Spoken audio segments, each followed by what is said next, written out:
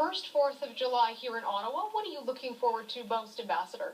Well, greeting thousands of local guests. It's going to be fantastic, but now that the sun is out, a lot of pressure is off. We were very nervous earlier in the day.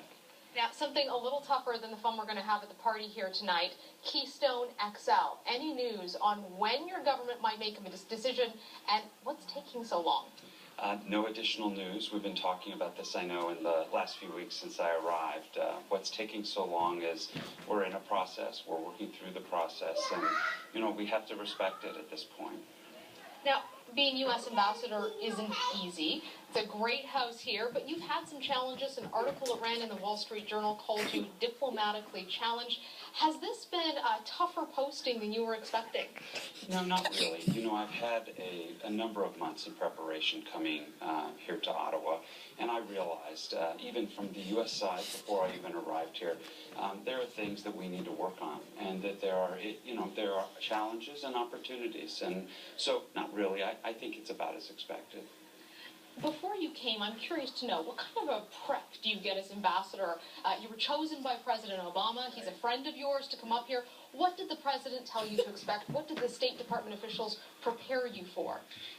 So what normally happens is probably something that's incredibly condensed relative to what I experienced. I think some people here are very aware that we had a more extended confirmation process due to just the process that exists at the State Department level.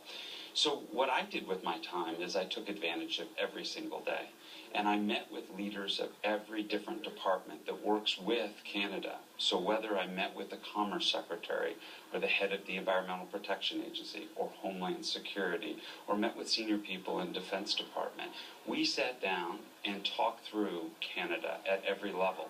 I asked them, though, how do you think the relationship is with Canada based on our working relationship? And almost to a single person, they all said, fantastic, one of the best in the world.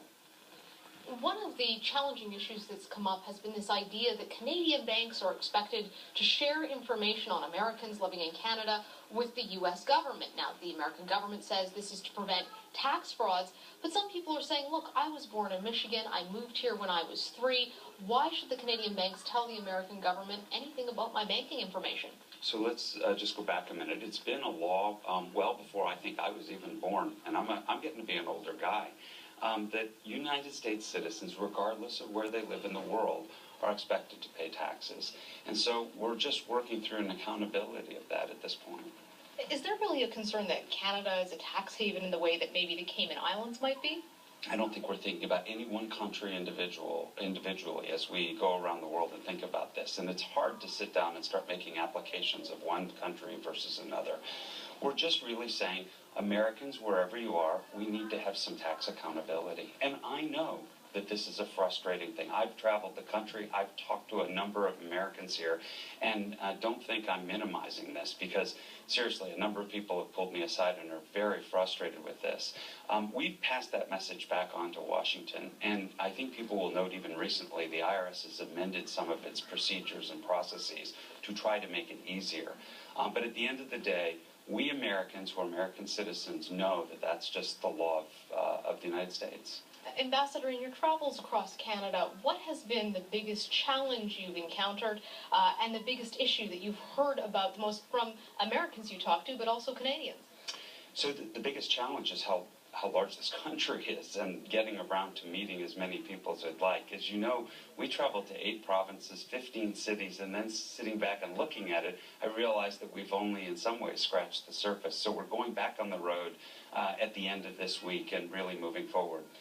When talking with Canadians and Americans across this beautiful country, one thing kept coming up as a request, and that is, do your best to continue to enhance the relationship, maintain this wonderful, enduring relationship between our two countries, because I think everybody does believe it's very special, and they really want to see it enhanced and just protected over a long period of time. And I commit to you that's what I'm going to do. Well, Ambassador, we look forward to your first 4th of July and those challenges, too, we've talked about as you address them. Coming to Canada, welcome for your first 4th of July here. We appreciate your time today. Sending it back to you now in Toronto. Happy Friday, everybody.